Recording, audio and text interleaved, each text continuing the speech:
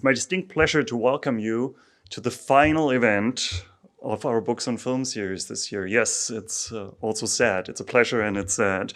But we're very excited to close with this particular event, Rachel Seiffert on Laura.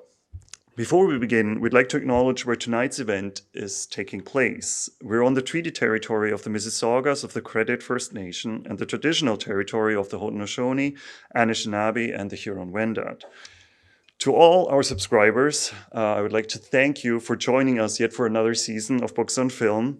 We hope you enjoyed our curated journey over the past 3 months and featuring a wide array of guests, including the likes of Colson Whitehead, Robin Swycourt, and Michael Ondaatje, among others.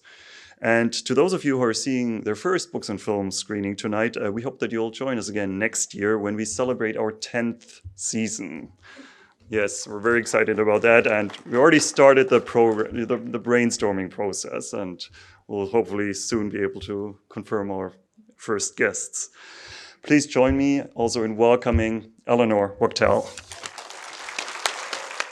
This is one that I've been looking forward to for quite a long time, in a way, ever since I saw the movie Laura at TIFF in 2012.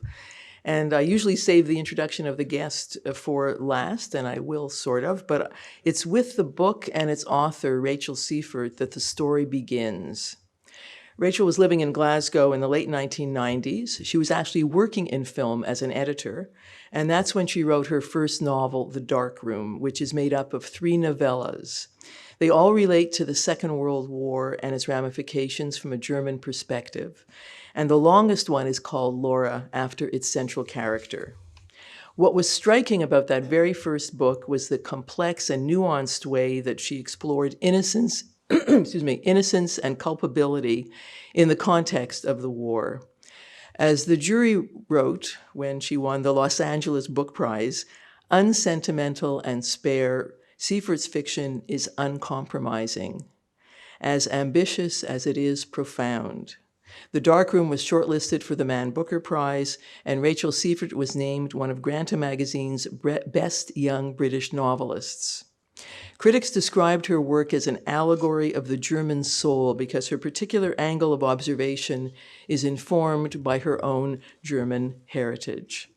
Rachel Seiffert was born in Oxford in 1971. Her Australian father was a professor of medieval German at the university there, and her German mother, a teacher, was the child of Nazis.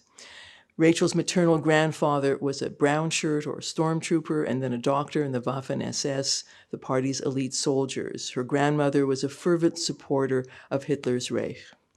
Seiffert's mother didn't try to hide her family's past and told Rachel and her brother about it, even as they made frequent trips to Germany to visit relatives. Rachel studied literature at Bristol University and, as I mentioned, worked for a time as a film editor. But when she came to write, it was her German family's history that haunted her. So to go back to Glasgow in the late 1990s, Rachel and a friend of hers, an aspiring producer named Paul Welsh, would go to the cinema together. And as he tells it, that's when he realized he wanted to turn Laura into a movie. I'm not sure if it had even been published yet, but he got the rights and he approached the independent screenwriter Robin Mukherjee, and he came on board right away, and then Australian director Kate Shortland. She was enthusiastic about the project in part because her husband, Tony Kravitz, is the grandson of Jewish refugees who left Berlin in 1937. Kate herself was born in a small town in New South Wales, Australia. Her ancestors came out on the First Fleet, as she says, so she's keenly aware of her own family's part in the subjugation of Indigenous people and the idea of national guilt and being in denial. Shortland had made one feature before Laura, but she also had worked in network television. She and Mukherjee co-wrote the script and were working on it when they realized that it had to be shot in German. It's both unusual and extraordinary for Anglophones to make a movie that's not only shot in Germany, but in German, with a German cast and a mostly German crew. Laura won a fistful of prizes in Australia and more than a dozen awards internationally. Kate Shortland has since directed the 2017 movie Berlin Syndrome and episodes of various TV series. She's currently in production with Marvel's Black Widow film starring Charlotte Johansson, which is set for release in 2020. But back to our guest, the writer Rachel Seiffert. As I mentioned, The Dark Room was her first novel. Interested in how people act in times of great upheaval, as she says, when they're at the sharp end of things. She's also written about the troubles in Ireland and Britain's military role there, as well as in Kenya during its fight for independence. Her most recent book, her fifth, returns to the anguish of the Second World War in a powerful and unsettling novel called A Boy in Winter. And here she focuses on a specific time and place, 3 days in the Ukraine in late 1941, just weeks after the German invasion. I spoke to her about a year and a half ago when that book came out, but it wasn't face-to-face, so I am both elated and grateful that Rachel Seiffert agreed to come to Toronto from London, England, especially for Books on Film tonight. Please welcome Rachel Seiffert.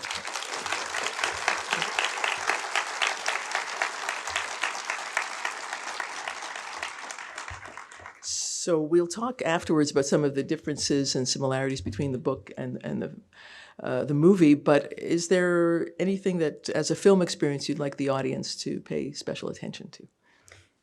I think, as Eleanor said, the decision to shoot in German as well as in Germany is key. And Kate used non-actors. So most of the characters in this film in the story are children.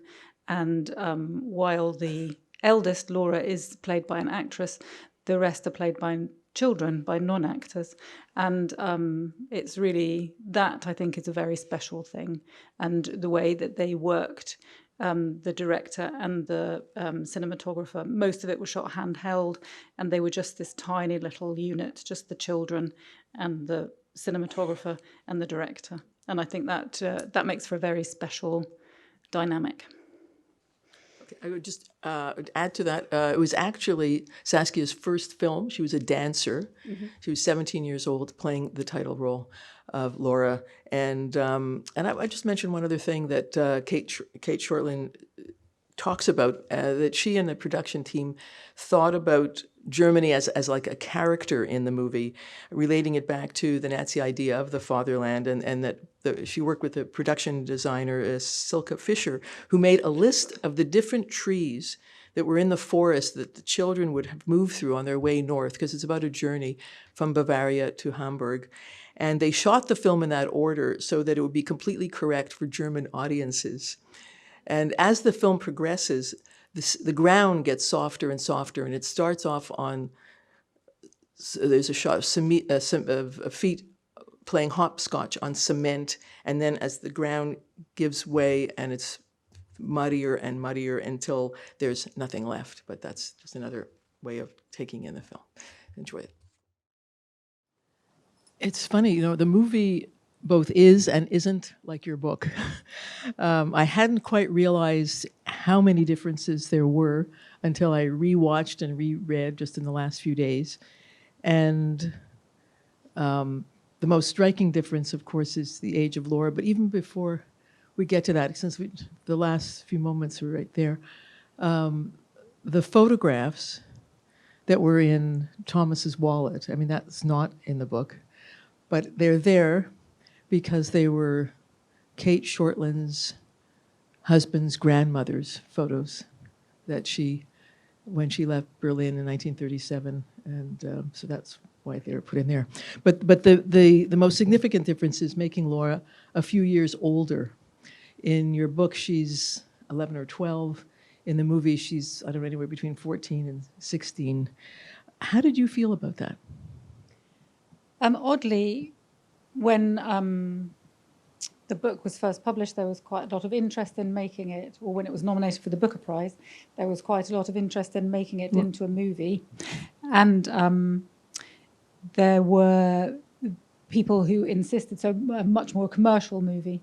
And part of the deal would be that Laura would be older, 16 or older, and that there would be a love story between her and Thomas. And I said absolutely categorically no. and that I wanted instead my friend Paul to make the film, who did make the film. And but then when Saskia was the right person to be Laura. She, as you said, she was a dancer, and she came along to the audition, not to audition, but she came along with a friend who was auditioning and ended up auditioning. It's one of those stories. One of those stories. And then she was absolutely right for the role and couldn't play so young. And then as Kate works, the relationship that you see on the screen emerged between her and Thomas, emerged over the shooting rather than being in the screenplay. And I'm fine with it because I think it's done so well. It's not a love story. It's not improbable. It's all done so subtly and with such emphasis on plausible human psychology that I think it works personally. Because it makes it much more overtly sexual. Mm-hmm. And no, I don't think it's exactly a love story, but it makes their relationship more complicated, if anything, and harsher somehow. The way he grabs at her, the way she invites him to touch her. I mean, that's... I don't think she even calls him a filthy Jew in the book. I mean, I think that there's just this much more aggro going on. Yeah. I mean, Laura's story is based on my mother's story in many ways. And my mother was 11 at the end of the war. And she, so when her memories start, it's in 1939, 1940. And she says for her, a Jew was a thing of theory. It was a thing of theory. So she grew up in Hamburg, which had a population of something like 20,000 Jewish residents, in 1933 when Hitler came to power. By the time her memories start, 1939, 1940, there would have been far, far fewer. They would have not been living anything like a public life. And she just didn't... My aunt was born in 1939, 1940. Her family nickname at the time was Itzig, which is like Yid.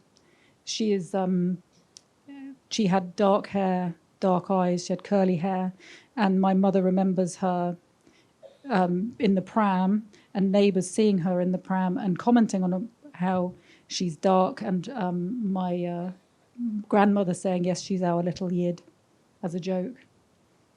And that, my mum said, that was her encounter with the idea of Jewishness.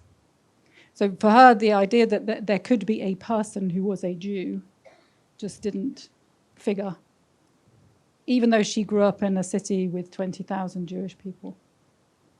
At the end of the war, there were 8,000 surviving Hamburg Jews. Not necessarily in Germany, I have to say. Many of them would have left. Mm-hmm. I want to talk more about the connection to your mother's own story, but just to stay with the differences in the film. Among the many differences is the ending. First of all, in your novel, the grandmother's house is practically leveled. It's been bombed and mostly destroyed, not in the movie. And then this smashing of the mother's porcelain collection, again, an invention of the movie. What do you think about those changes? In the novel, or in my story, they end up in Hamburg, and so in the city itself, and so the ruins of Hamburg play a metaphorical part in Laura's realization of the ruins of her family, I guess, and of the ideology that they had adhered to. They couldn't shoot the movie in Hamburg because having to recreate ruined Hamburg would just be ridiculously expensive. So they chose to shoot it in Husum, and as Eleanor was saying, it was part of Laura's metaphorical journey from being on firm ground to being on the mud of the vat, where everything is shifting beneath your feet. So Kate and the team chose that as the journey. So there is that difference, but I think it's so apt. To destroy those figurines, the animals. The destroying of the figurines at the end is such a wonderfully angry gesture. It's my favourite bit of the film, I have to say. Or I always think, yes. When I see her face at the end, or the heel coming down.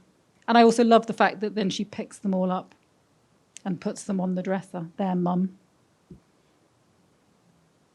Because, I mean, it parallels your ending, of course, in the sense that she wants to break with the past. I think they're right near the end of your novel. There's this line: she looks forward to when there will be no more ruins, only new houses, and she won't remember any more how it was before.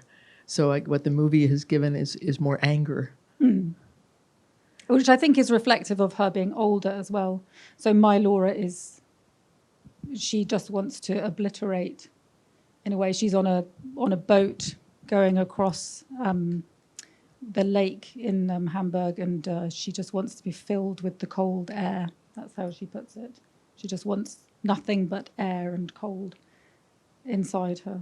Whereas Laura in the movie is older and more aware of exactly the nature of the crime that her parents were a part of. And so the anger, I think the fury is really appropriate. And the nature of the crime itself is even a little bit more accentuated in the movie because of the father being directly implicated with the murder of Jews. I mean, in the movie, he's an officer in one of the mobile death squad, presumably in Belarus, and his pictured next to the newspaper accounts of the bodies, and there's more violence all around. I mean, starting with the father shooting the dog, the mother's apparent rape, the dead female bodies, the man who shot himself in the eye, the whole scene with the fisherman and Thomas murdering him in order to get the boat. None of that is in the book. But then the book also has the third part. So Laura's the central part of 3. And then the final section, which is titled Micha, there are the accounts of what happened in Belarus. And I think Kate kind of folded that into Laura. I mean, she says herself she put much more sex and death into Laura's Yes. story. But then I certainly the death part and the, Micha goes on a journey to Belarus to find out what his grandfather would have been involved with there. And, so through Laura's father, that is woven into the movie. And the first of the novellas, Helmut, is about a young man with a congenital condition affecting the use of his right arm. And in the film, there's some bits, like the farmer's clubfoot son. There's the files that the parents are destroying as marked law for the prevention of hereditary diseased offspring, confidential. So that's another part of Kate's bringing in other aspects of the book. Absolutely. How involved were you in the production? Were you consulted at all on the script? Absolutely, yes. I mean, a lot of it, as I said, the relationship between Thomas and Laura came out of the casting, which I wasn't involved in, and was very much in the last months and during the shoot.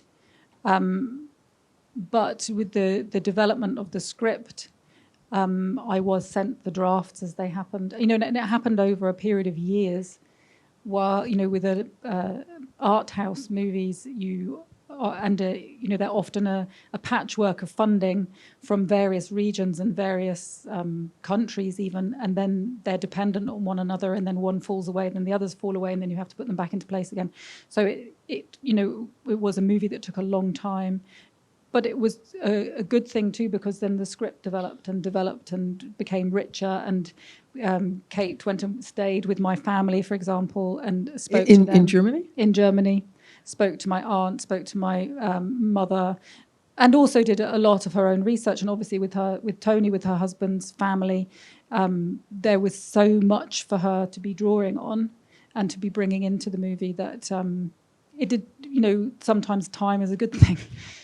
And so you were reading even Robin Mukherjee's first drafts Yep. and all that. And how was the decision arrived at to shoot in German? Because that one could see how, I don't know, how awful it would be were they all speaking English, with some weird accent or something. But that's the case in so many films that are, set during the war or set in Germany or something. How did they arrive at that decision? I think they described it to me as an epiphany. That it felt right, and especially because,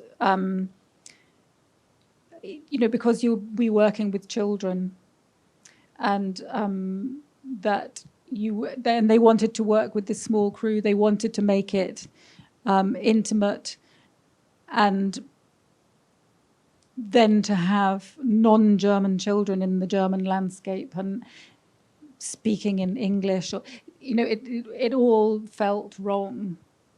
At some point. I mean, that also meant funding fell away. Right, because the abruptly. BFI, the British Film Institute, would only fund English language films. Yeah. But presumably some German money kicked in, or? There was already German, as I remember, there was already German money there at that stage, but then more money would have come in because all the different parts of federal Germany have their own film funds. But it definitely wasn't a wise commercial decision. No, and actually one of the effects of shooting in Germany, they have very strict rules about child actors, and so they had 4 hours a day to shoot because that was the rule. You couldn't shoot for longer than that with children. And I read somewhere that Kate Shortland was in touch with you, that she called you a lot. What kind of questions would she ask you? They were all about character, basically, character motivation. And what would seem to ring true to me. I mean, then she was also working with the actors. So the parents, for example, Laura's parents, I have the greatest difficulty with them. If there is something about the film that I don't really like, it's them, because they were so unpleasant. And they're easy not to like as human beings, even regardless of the uniform. I mean, in the book I wrote the father as having the lightning bolts on his collar and high boots on. There's no mistaking him as an SS officer, but he was in Laura's eyes, a loved father, and I think that for me that was important, because then Laura's going on more of a journey, or the reader is going on more of a journey with Laura, because you don't immediately hate him, or you're not immediately encouraged to see him as the embodiment of nastiness.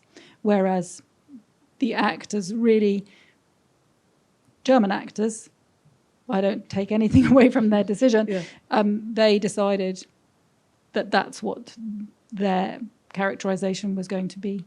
I didn't, had Kate called me at that point, I would have said, no. Yeah. But it was, it was about the children's motivation and about my mother and my aunt and so on. That was, and we watched movies. We watched Come and See. I don't know if people have seen Come and See, the Belarusian film. I highly recommend it. It's incredible. The story of a boy who joins the partisans while Belarus is under Nazi occupation. And so we watched that together, for example.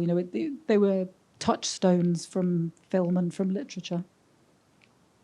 So to get to the how autobiographical this is, so you've talked about how the book Laura was inspired by the experiences of your mother and your aunt, or your great aunt?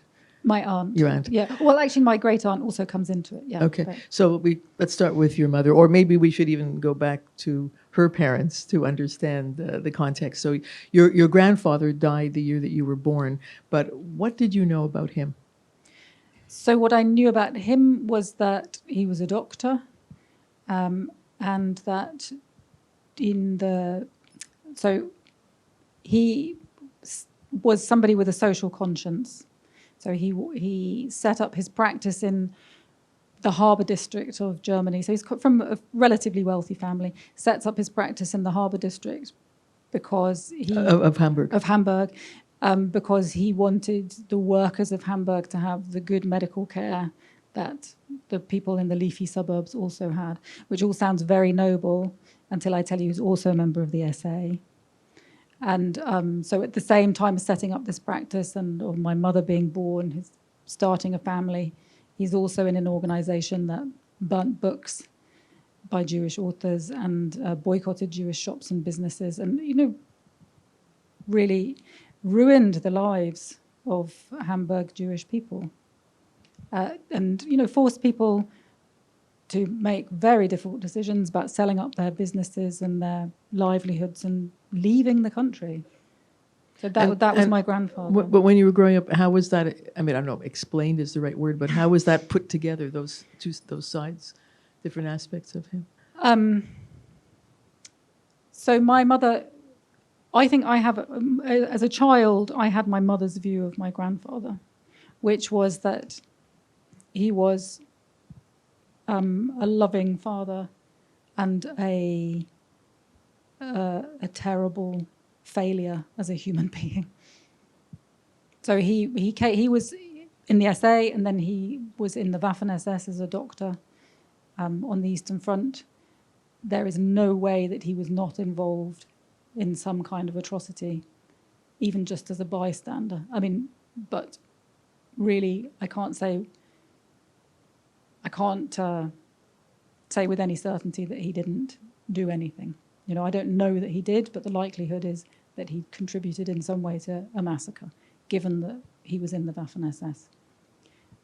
And he was then in Russian captivity. He was captured in 1945 in what's now Romania and was in Russian captivity until 1950. And when he returned, he was an alcoholic. And he spent my mother's inheritance on drink, and sort of had a practice, a doctor's practice, until he died. And he was also an amateur watercolorist. He was a watercolorist. I have a picture on my study wall that he did while he was in Russian captivity of a Russian guard in the camp that he was in. I have that as my reminder. A reminder of where I come from, but also of my grandfather's sentimentality. So I also have read his letters from captivity, and to my grandmother, full of love and promises of how it's going to be when he returns. Not a word about what he did during the war. Not a word. And your grandmother was also an active member of the National Socialist Party? Yeah. She was... what did she do? She was a social worker. So the Nazi Party had an incredible army of volunteers on the home front who distributed all sorts of aid and help and so on to Germans, not to Jewish Germans, obviously, but to Germans they deemed worthy. And my grandmother was one of them. And she ran, so when Hamburg was bombed, she and her children, my mother and my aunts and uncle, were evacuated to Bavaria.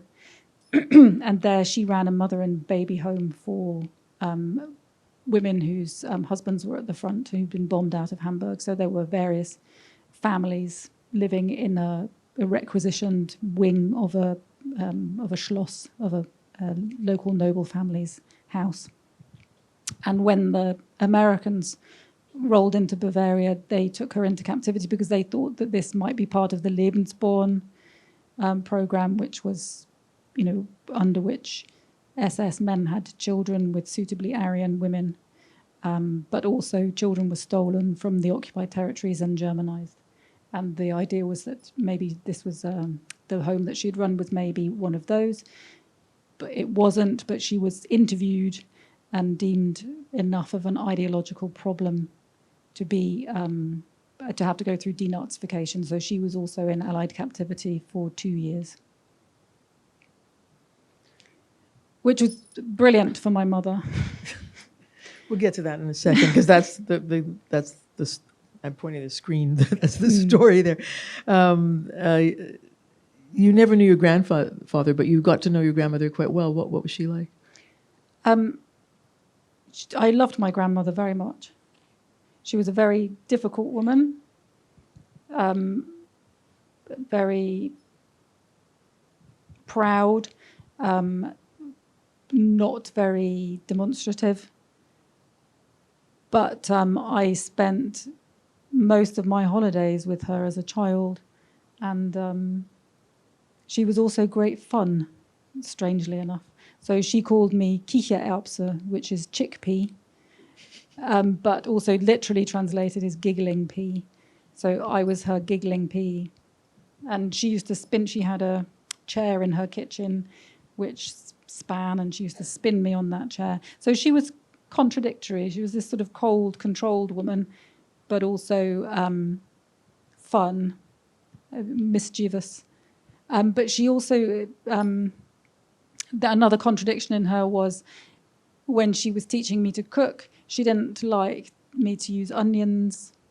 This is I was maybe 11 or 12. This is the early 1980s. And she didn't like me to use onions. She called that Judenspeise, so Jewish food. So this is a very long time after the Nazi period, but she still came out with things like that. Were you able to talk to her about her experiences during the war or during the denazification process? Did she ever talk about that? No, and I didn't. I mean, by the time I was in my 20s and coming to write about this, she was already suffering from dementia. So any conversations I had with her, I wasn't really sure what I was hearing, whether this was a memory or whether this was something else. She did occasionally, I remember she had carers. She felt very restricted by her condition and by the fact that she had carers that came at certain times of the day. And I remember going to stay with her once, and she would be backwards and forwards in time. There would be time periods. I'm sure anybody here who has experience of a relative with dementia, you'll know that how you seamlessly seek from being yourself to being your granddaughter, or and there's no abrupt, there's no recognition on the part of the person with dementia that you have changed before their eyes. So she would talk to me as though I were my aunt, as though I were my mother, and then I would be Rachel again in the next sentence. But she also at one point leaned into me and said, I wonder if we're ever going to get out of here. So I think at that point I was a fellow ex-Nazi going through denazification with her. I don't know. I remember at one point we used to watch the evening news together, and at the end of the evening news then a trailer came on about a documentary that was going to be shown soon about the camps or about something to do with the Nazi period. And I just sat tight and didn't turn the TV off and thought, I wonder what's going to be said now. And I had the remote control. I didn't turn the TV off. She got up and turned the TV off at the TV and then said, that was a terrible time. End of conversation. But I have to say also about my grandmother, she was not necessarily a reader of post-war literature, but she was a collector of post-war literature. So she had on her shelves, she had Günter Grass, she had Siegfried Lenz, she had Heinrich Böll, she had Christa Wolf, she had everybody that you should read. And she insisted that I read them. Mm. So that's my introduction to Heinrich Böll, who was a really important influence on me, was through my grandmother. And as she got older, and beautiful sort of linen-bound volumes, really good published works in hardback, and she would insist that I take one every visit. She'd say, you choose when you take one, because I'm not long for this world, you must have them. So I have them now on my shelf. And so that's another contradiction in my grandmother. I don't know that she read them, but she knew that you should. So go back to your mother. So she was born a year after Hitler came to power. She was 11 in 1945. As you mentioned, her family's house in Hamburg had been bombed by the British, and so the family moved to Bavaria. Anyone just seeing this film will hear echoes of this. Can you tell me what her experience was when the war ended? Her parents were taken away. Her parents were taken away. That's the main thing. Her parents were taken away, and she made the journey not at the same time as Laura, so a bit later. How many sibs? So she had 2 younger sisters and a younger brother. So she was the oldest of 4. And she made the journey in November 1945, so when the trains were running again, and with a maid. So, but the maid was only 17 or something. She was actually pretty much a child herself. And the Thomas character came out of, my mother's experience with a man who attached himself to this group of children plus a maid, and for a few days, so a displaced person. My mother at the time, didn't know who or what he was, just that he was slightly disturbing, but also got them food. And then after about 3 days, he was gone again and had stolen their luggage. But then when she began to learn more about what had gone on during the war, and she recognized that he was a displaced person, he was probably a camp survivor, and that, desperate people do desperate things.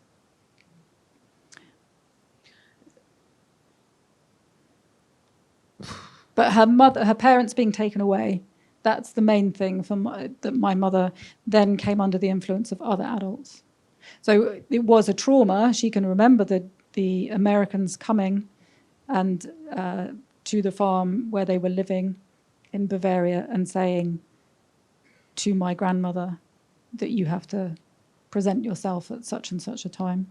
So she can remember that happening, her mother being taken, essentially. And her father was gone for 5 years, and she loved her father.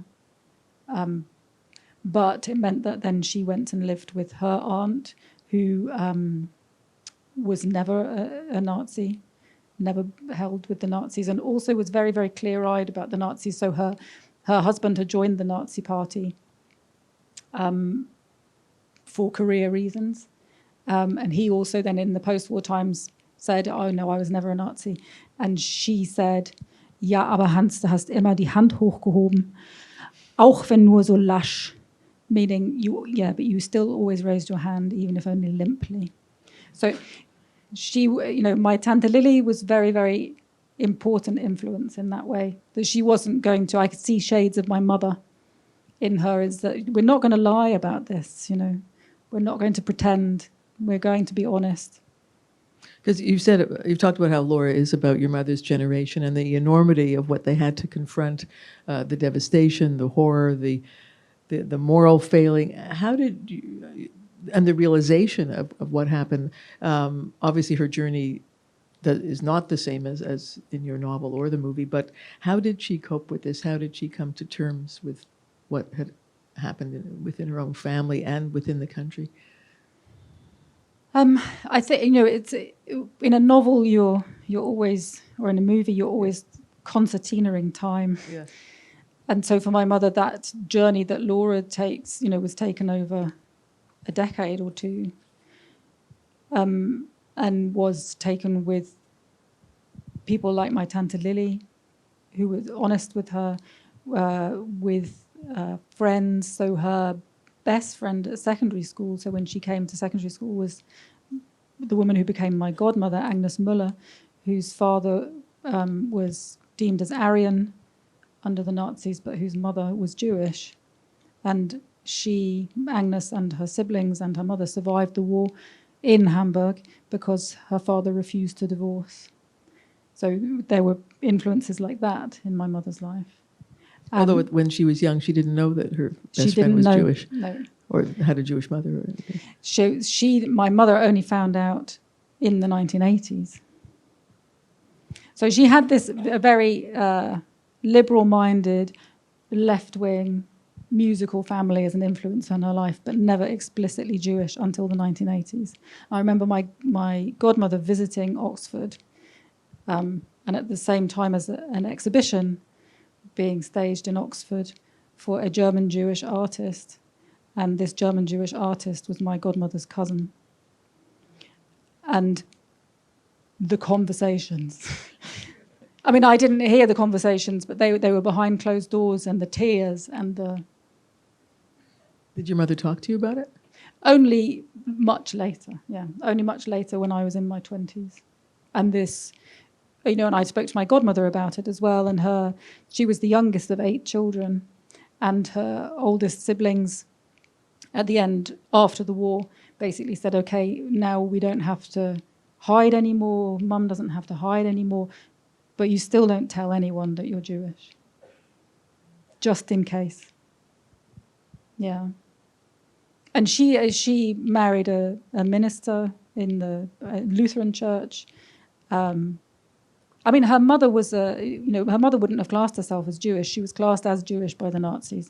So her mother was from a family who had converted already in the previous generation to Christianity, as so many German Jews did, and they were a highly assimilated population, many of them secular, many of them religious still, but many of them had assimilated in all sorts of different ways and then became Jewish under Nazi law. And, so Agnes, my godmother, didn't identify as Jewish for many reasons, out of fear of a resurgence, but also just because it wasn't part of her family's thinking. But in later life, she did identify much more with her Jewish heritage. And that's, her journey, like my mother's journey, happened over decades. Your mother never cut her ties with home, and in fact, although she's lived in the UK for about 50 years, she's never become a citizen. No. How come? She says she has to own being German. So she's not, that's my mother through and through, really, is that she's going to be honest about her past or her family's past, and she's not at liberty. She doesn't feel at liberty to say, I'm not part of that. So, with Brexit, she could possibly not be allowed to stay? I know. I mean, we're having this argument now where I say, you must do the application. And she says, I'm not doing the application. And she's 85 and she's, I can't tell her what to do. What does she think of your book? I think we had a conversation just before me coming here, and she had difficulties with the film. The book she doesn't, but with the film she did. But she said, just before I came here, she said, actually, do you know what? I think it's a very good film. Because she has... I think, when I watched the film the first time, I also couldn't... It was like I had my story and then the film story. And then, running, and I was doing the comparing rather than the watching. And then if you think for my mother, she had her own story and then as well she as had my yours. novel, as well as, so I think that's taken a while to separate. And she couldn't get on with the idea of the parents, for example. But both she and her sister really appreciated the Husum bit at the end, and that my aunt in particular, she says that's exactly what it felt like, the ground shifting under your feet. That's exactly what it was like that time. Your parents have gone, your ideas of what your country is have gone, and you're hungry all the time, and so there is no certainty, even where the next meal is coming from. And what was it like for you with your frequent visits to family in Germany? Did you feel at home there? Yes, always. And I think it was for me, it was the tension between being British and being German. I mean, when I was in Germany, I always felt at home there. I went and lived in Germany as an adult because I felt the pull to Germany. But as a child, I grew up in the 1970s. It's not so long after the war. And I was called a Nazi in the playground, and that I was, the enemy for the kids that I was at school with. I mean, they were also my friends, how kids are. But they heard me talking German with my mum at the school gate, and then I was a Nazi. But then meant I had those conversations with my mum really early on, Maybe she would have saved it for later. Because you went home and said, I went home and I said, mean? yeah, what does that mean? Or they called me a Nazi. And, she would say, no, you're not a Nazi. You're not a Nazi. But your grandparents were. Just before we break to questions from the audience, I just want to ask you started off wanting to be a film editor. What drew you to it and then drew you from it? I mean, what was the appeal originally in wanting to work in film? I love film very much. I think it's a wonderful way of telling stories, and I think the way that I write my novels is very influenced by film. I often see, I write in scenes, for example. Even the way that I approach writing is that I write scenes and then I start putting them together. So I write as an editor would, in a way. So it's that's partly just from watching lots of movies and loving the way stories are told on screen, but also from working in the cutting rooms. And the reason that I moved away was just because I realized that making films, or for a start, working in cutting rooms, film is an incredibly hierarchical business, and you're the dog's body until you're the not quite the dog's body, and then you're, and it takes years and years and years. And I saw also as a woman, you have to work 12, 14-hour days, and there was either you were unmarried and didn't have children, and then you carried on having a career, or if you had children, then you remained the underdog's body to the dog's body. So I thought, I don't really want that. And then making a film, it requires so many different people, whereas I wanted to write stories. I wanted to tell stories in some way or another, and so I would sit in my dog's body room waiting for the next task, and you have lots of time to wait for the next task, and I would write. And then I thought, well, you can make a story with words, and even if only your mum reads it, you've still done it, And you have written some screenplays. Do you think you'll do more of that, or it's you like the luxury of being able to flesh out a story in your own way? Yeah, I do. And also the thing about, I have friends who are screenwriters, and I know the number of screenplays that they write that never get made. Mm. That and the frustration in that, because it's not a fully realized story until all the funding is in place and the crew are there and the director and so on and so forth. So here, we're going to open to questions from the audience. Please wait till the microphone comes to you before you ask. So bring the host lights up.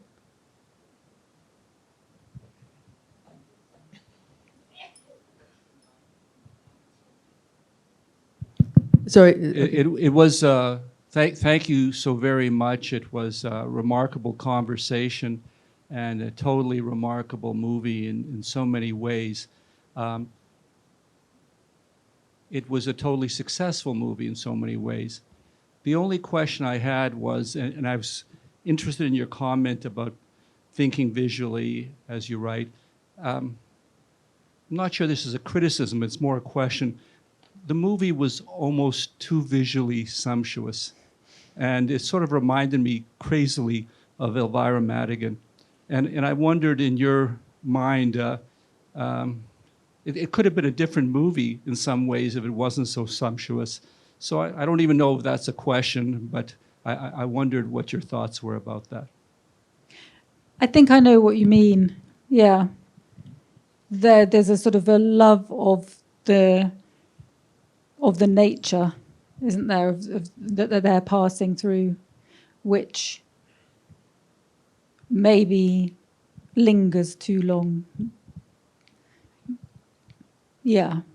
But I think that's also part of the nature of how Kate captures the performances of the children. So I don't know whether it could have been done without. Not sure. But maybe part of the sumptuousness is because she had them make that journey while it was spring and summer, whereas your mother, if they had shot it in November when it was real, it wouldn't have had that same lushness. I mean, even the opening, I mean, there's just there is a very sensuous style. I mean, it's partly the cinematographer as well that is doing that, but yeah.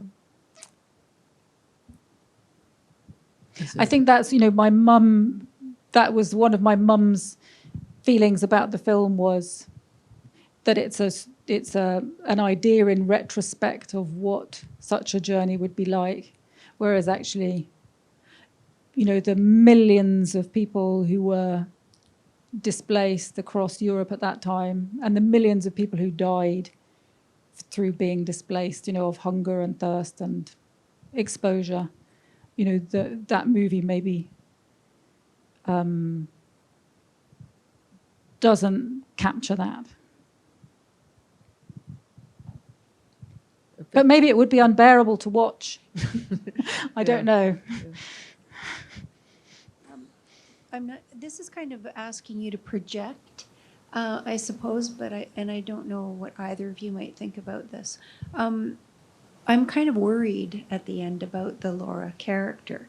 I feel like she's been through so much, and this is where her frustration is coming from, that the grandmother just wants it to be over, I think, and to go on and be polite and sit at the clean table. And what is your opinion about what might happen next for Laura? Do you think she would have no choice but to kind of settle in and keep her mouth shut and carry on, or would she run away somehow? I know it's not part of your book maybe, but I'm wondering, what do you see as being next for her, or how would this kind of resolve for her? I think for that generation, it's actually really, really tough. It was the generation that born just 10 years later, or, the people who were born at the end of the war who don't have such a feeling of culpability and who were able to do the rebelling and the questioning. The 68ers, as they were called. So they would have been born 45, 48, yeah. 50. Yeah.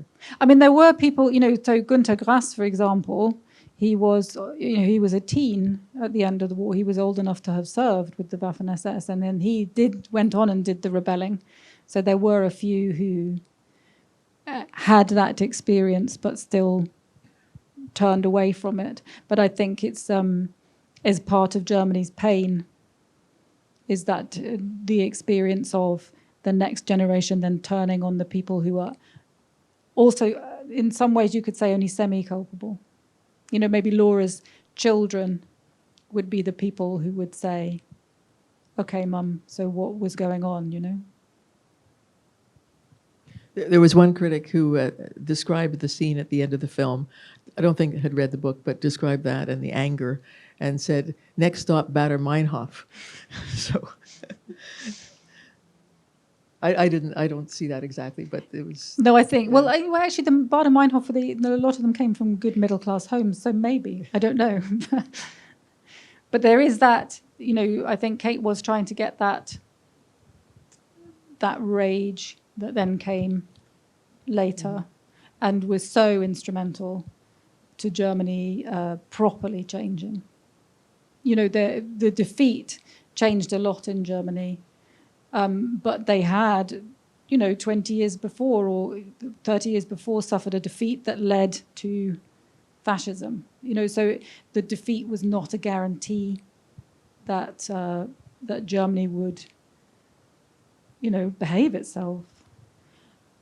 It also required a rebellion on the part of the next generation, and a really Germans holding Germans to account.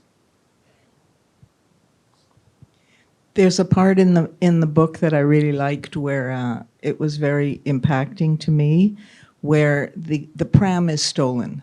She falls asleep and the pram is stolen, and it wasn't in the film. Can you talk about that?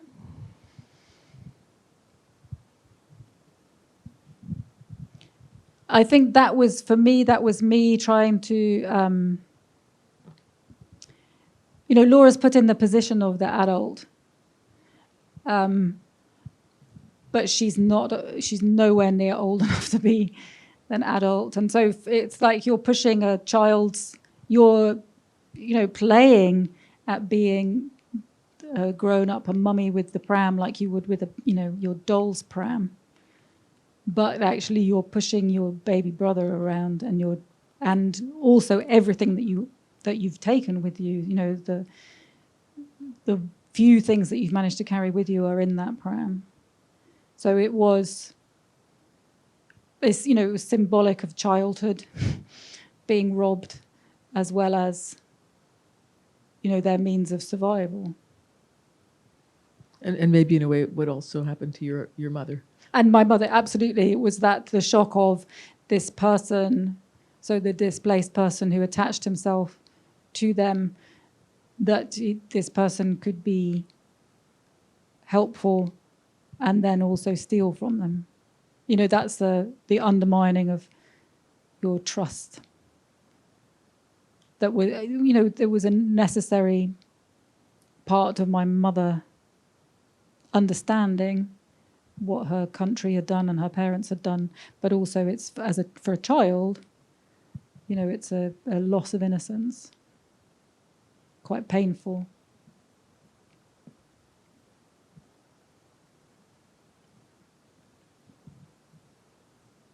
Thank you very much for the book and for your comments. All of the people that they encountered in the countryside were pretty awful. I mean, what was it because they were poor and they had suffered and they really didn't have much to share, or did they somehow sense that? I mean, they couldn't have all been anti-Nazi, so it wasn't a sort of a rejection of them because they were the children of Nazis. What was going on there? They were just poor and had suffered in the war and couldn't share? Yeah, I mean, that immediate, I mean, it's a mixture of things. My mother remembers, and I put in the book as well, how they were abused as Saupreußen in Bavaria, so pig Prussians. And that's not necessarily, you know, because they were the children of Nazis, but that's not an opposition to Nazi ideology. That's an opposition to the Northern Germans coming down and occupying, you know, in the Bavarians' minds. The Bavarians were Catholic. They were less likely, in many ways, the Bavarian Catholic, the rural Catholics were less likely to support the Nazis because of their Catholicism. They didn't like the heathen nature of Nazism. But there's also just, you know, with the immediate defeat, the immediate time after the defeat, there was suddenly hunger and hardship, which there hadn't been. And, you know, the Nazi state really worked. Despite the bombing, the Nazi state worked right up until the end and delivered food to Aryans and relief to Aryans and housed Aryans and so on. Whereas then suddenly you don't know where your next meal is coming from. And, you know, you don't know if you're going to be put in prison. Your country is occupied. People were horrible to people. You know, it doesn't bring out the best in people. My mother remembers very few acts of kindness from that time. It's worth remembering that, I think. You know, I mean, Jewish Germans, Jewish Europeans knew that. But Aryan Germans did not know that until after May 1945. I was wondering if you have anything to say about your father, because you know, you've mentioned how your mother and the family history on your mother's side shaped your identity and what you're writing about. Is there anything on your father's side that has had an influence in that way? My father was Australian. He was two things to say about my father. One, he was a Germanophile. He knew a lot about German history. So my mum would say all the family stuff, and my dad would put the historical context in when I had questions. He was a specialist in medieval philology or something like that? So he was a linguist, but he was just a clever man who read a lot. And his ancestors were German? His ancestors were German, but a long time back. So they had moved from Germany, I think, 1835. Oh, to Australia. To Australia. So, a long time from being German. The other thing about my dad was he was Australian, and he, like Kate's family, I guess, he was aware of colonial Australia. So we had books and books and bookshelves full of German books at home, but we also had bookshelves about Australia. And, I read, even in the 1970s and 1980s, I read about Aboriginal Australians and Aboriginal Australian traditions. And, it was important to my dad that I understood that. So my dad, he was somebody who was aware of, the role that oppression plays, I would say. So in that sense, he was part of my moral education.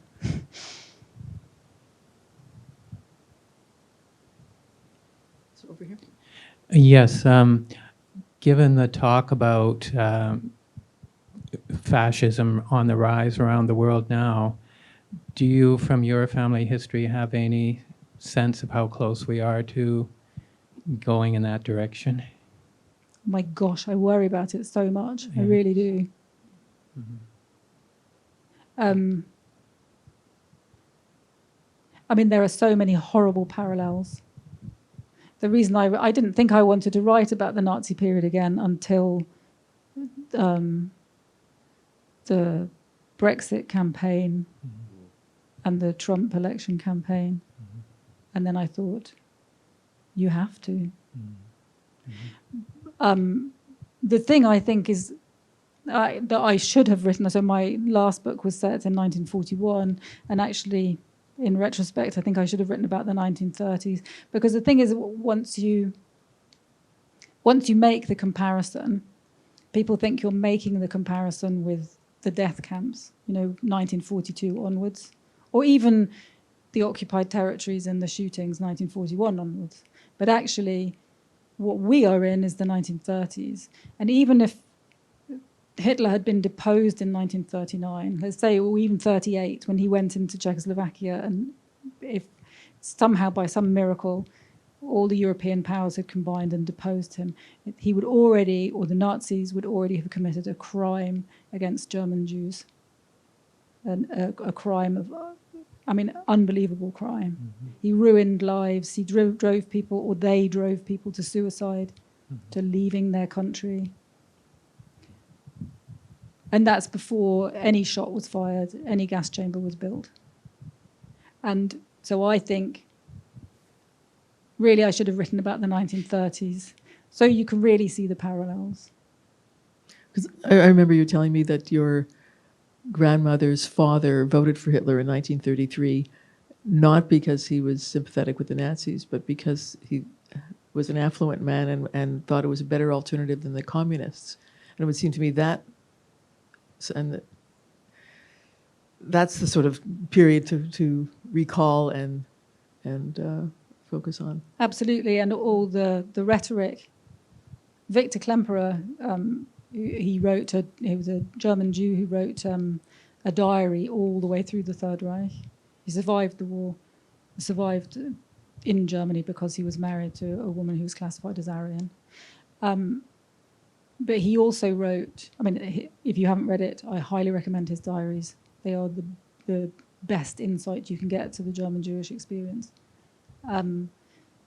But he also wrote, he was an academic, a linguist, and he wrote a book during that time, about Nazi language and the hyperbole And that book is also, you read that now and you think, that's just about every politician, every right-wing politician in every country across Europe at the moment.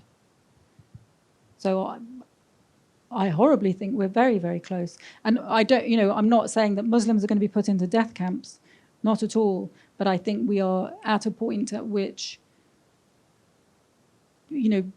people's rights can be taken away like that. And we already have legislation in place where, under terror legislation, where people's rights can just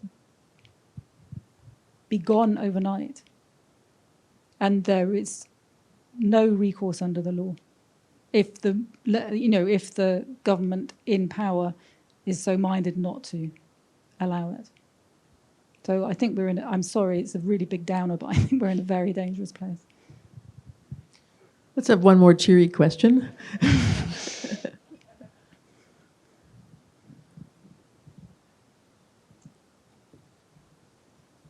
I'm sorry, it's not going to be cheery.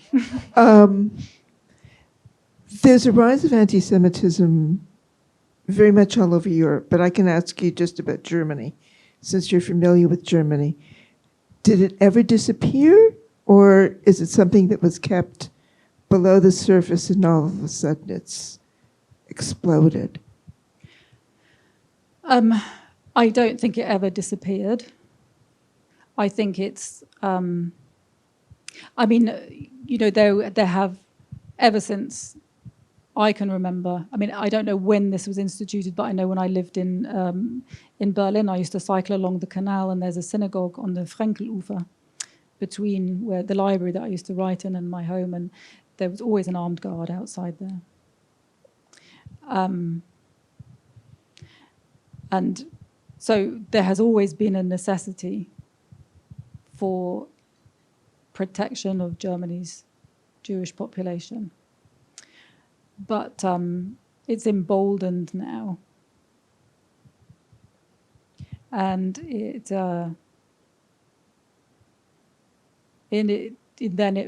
spreads. So people who wouldn't necessarily be minded to think that way begin to think that way and begin to express it.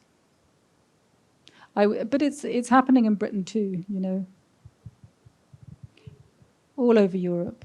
So I have a teacher friend who was her partner in the year group was taking her class to a synagogue for a school visit, and a parent was going to go along on this, and the parent was asking in the playground where they were going on this visit. She just volunteered to go along the trip, and when she was told that they would be going to a synagogue, she said, "Oh no, I don't trust them." Yeah.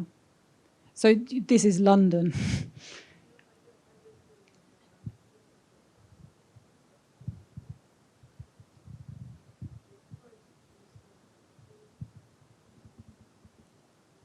Yeah. But the thing is, right, we're feeling frightened, and we're feeling maybe a bit of despair even. But it's really important, you look at the number of people in here, and that maybe I'm preaching to the choir, but the choir needs also to feel emboldened. And we need to stand up and say, when we hear comments like that, and we need to be allies. I'd like to thank you all for coming and for the season, and especially to Rachel Seiffert for coming here from London. Thank you.